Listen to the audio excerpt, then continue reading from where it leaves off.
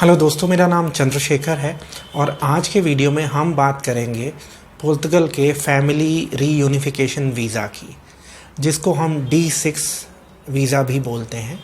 तो अगर आप प्लान कर रहे हैं अपनी फैमिली को इंडिया से पुर्तगाल बुलाने के लिए तो आप इस वीडियो को ध्यान से देखना, या अगर आप इंडिया में हैं और आप अपने स्पाउस को या फैमिली को ज्वाइन करने के लिए पुर्तगाल जाने का प्लान कर रहे हैं तो भी आप इस वीडियो को ध्यान से देखना। मैं इस वीडियो में आगे बढ़ने से पहले आपसे रिक्वेस्ट करूंगा कि आप हमारे YouTube चैनल को ज़रूर सब्सक्राइब करिएगा और मेरे इस चैनल पे पुर्तगाल के बारे में और यूज़फुल वीडियोस भी है जो आप देखना।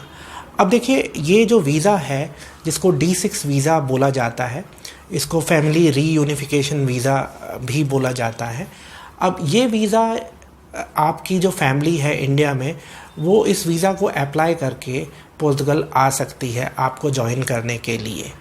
अब पहले मैं आपको बता देता हूँ कि कौन आपकी फैमिली में आता है। आपकी वाइफ, आपके बच्चे जो आप पे डिपेंडेंट हैं जिनकी एज 18 साल से कम है, और कुछ केसेस में आपके पेरेंट्स भी आ सकते हैं, लेकिन आपको प्रूव करना पड़ेगा कि वो आप पे डिपेंडेंट हैं। तो अभी हम नॉर्मली फोकस करेंगे आपकी इमीडिएट फैमिली यानी आपके स्पाउस पे और आपके बच्चों पर। अब सबसे पहले मैं आपको बता देता हूँ जो डॉक्यूमेंट्स आपको पुर्तगाल से चाहिए। हम मान के चलते हैं कि आप ऑलरेडी पुर्तगाल में हैं, तो सबसे पहले आपको चाहिए आपका रेजिडेंस परमिट। आपके पास रेजिडेंस परमिट होना चाहिए, तो आपको आपके रेजिडेंस परमिट की कॉपी चाहिए। आपके पास प्रूफ होना चाहिए आपकी इनकम का, कम से कम 6 सैलरी स्लिप्स होनी चाहिए आपके पास।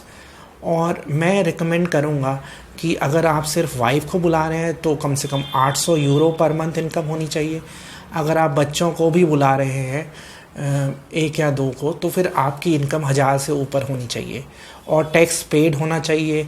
IRS मैं रिकमेंड करूँगा कि अगर फैमिली जो है वो 3 जनों की है तो कम से कम 1000 यूरो, और अगर 4 जनों की है तो 1200-1300 यूरो, इतना आपका IRS होना चाहिए। इसके अलावा आपके पास एकोमोडेशन प्रूफ होना चाहिए कि आप कहाँ पे रहते हैं।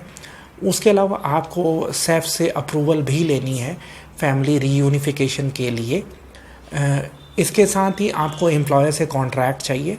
तो मैं यहाँ पे रिपीट करना चाहूँगा जो डॉक्यूमेंट्स आपको पुर्तगाल से चाहिए: आपके रेजिडेंस परमिट, आपका प्रूफ ऑफ एकोमोडेशन, आपका एम्प्लॉयमेंट कॉन्ट्रैक्ट, आपकी 6 महीने की बैंक स्टेटमेंट, देन आपने जो टैक्स पे किया है उसके डिटेल्स यानी IRS के। तो अब हम बात करते हैं इंडिया में आपको क्या क्या डॉक्यूमेंट्स चाहिए, आपकी फैमिली को क्या क्या डॉक्यूमेंट चाहिए। उनके पास मतलब उनको एक एप्लीकेशन फॉर्म फिल करना होगा, और उसके अलावा उनके पासपोर्ट की वैलिडिटी कम से कम 3 महीने की होनी चाहिए। अब उसके अलावा उनके पास 2 फोटोग्राफ उनको चाहिए वाइट बैकग्राउंड की, और अगर उनका पहले कोई पासपोर्ट रहा है उसकी भी कॉपीज़ चाहिए। इसके अलावा ट्रैवल इंश्योरेंस चाहिए उनको, क्योंकि कभी भी आप किसी शेंगन कंट्री में ट्रैवल करते हैं तो आपको ट्रैवल इंश्योरेंस लेना पड़ता है। वो आप ऑनलाइन भी ख़रीद सकते हैं, उस पर हम अलग से एक प्रोग्राम करेंगे ट्रैवल इंश्योरेंस पे जो शेंगन कंट्रीज़ के लिए एप्लीकेबल होता है। फिर आपको प्रूफ ऑफ रिलेशनशिप चाहिए। इनफैक्ट मैं यहाँ पे वापस बोलना चाहूँगा कि प्रूफ ऑफ रिलेशनशिप आपको तब भी चाहिए होगा जब आप पुर्तगाल में सेफ के पास अप्लाई कर रहे हैं फैमिली रीयूनिफिकेशन अप्रूवल के लिए। जैसे आपको मैरिज सर्टिफिकेट चाहिए, बच्चों के बर्थ सर्टिफिकेट चाहिए। और जब आप इंडिया में ये वीज़ा अप्लाई करते हैं फैमिली रीयूनिफिकेशन आपकी फैमिली, तो उनको मैरिज सर्टिफिकेट, बर्थ सर्टिफिकेट, और फिर ये जो आपने डॉक्यूमेंट पुर्तगाल से भेजे हैं वो भी चाहिए, जिसके बेसिस पे वो फैमिली रीयूनिफिकेशन वीज़ा के लिए अप्लाई कर सकते हैं। हाँ, एक और चीज़, आपको पुलिस क्लियरेंस सर्टिफिकेट भी चाहिए, जिसे हम PCC भी बोलते हैं, जब आप फैमिली रीयूनिफिकेशन वीज़ा के लिए इंडिया से अप्लाई करते हैं।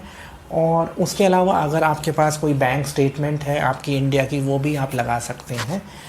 और इसके अलावा जो जैसे अगर माइनर कोई अकेला ट्रैवल कर रहा है तो उसके लिए ऑथराइजेशन चाहिए पेरेंट्स का कि वो वीज़ा के लिए अप्लाई कर सकता है। और ट्रैवल कर सकता है। डॉक्यूमेंट्स आपके अपोस्टाइल्ड होने चाहिए, इस बात को आप ध्यान रखेंगे। और इंश्योरेंस का उसके अलावा आप एक कवर लेटर लिख सकते हैं जिसमें आप मेंशन कर सकते हैं कि मैं अपने स्पाउस को ज्वाइन करने के लिए जा रहा हूँ या जा रही हूँ अपने बच्चों के साथ। तो ये सारे डॉक्यूमेंट्स हैं और ये जो डॉक्यूमेंट्स की चेकलिस्ट है आप डिस्क्रिप्शन में भी देख सकते हैं।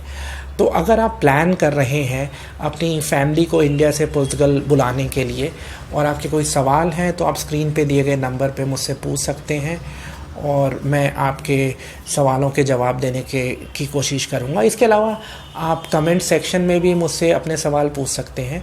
ये वीडियो देखने के लिए धन्यवाद।